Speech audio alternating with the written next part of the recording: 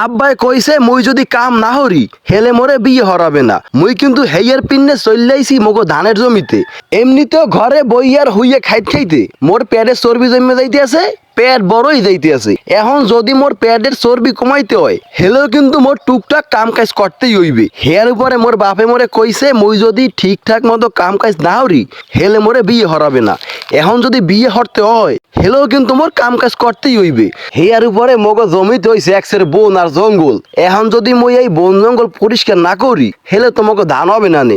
অনেক পরিশ্রম করে এই ভুইডিরে জাগাইছি, মানে ধান লাগাইছি। এখন যদি সঠিক পরিচর্যা না করতে পারি হেলে তো মগো ভুই শেষ হয়ে যাবে, মোর টাহাডি বেবাক লস হয়ে যাবে।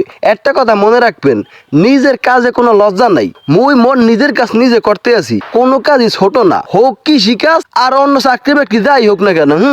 আপনারা চেষ্টা করবেন সবসময় নিজের কাজ নিজে হরার লইগা। যদি আপনারা নিজের কাজ নিজে হরতে পারেন হেলেই কিন্তু আপনারা জীবনে ভালো কিছু করতে পারবেন। যদি আপনি লজ্জা হরেন যে মুই এই কাজ হরমু না, ওই কাজ হরমু না, ওই কাজ ছোট, ওই কাজ বড়, হেলে কিন্তু আপনি জীবনেও সফল হইতে পারবেন না।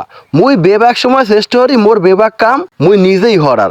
আর মুই যা যা হরি হ্যাঁ কিন্তু বেবাক আপনাদের কাছে তুললে ধরার চেষ্টা করি। একটা কথা আপনারা বেবাকে মনে রাখবেন, পড়াশোনা করলেই যে খালি চাকরি করতে হবে এই চিন্তাধারা দিয়া আমাকে বাইরেই আসতে হবে।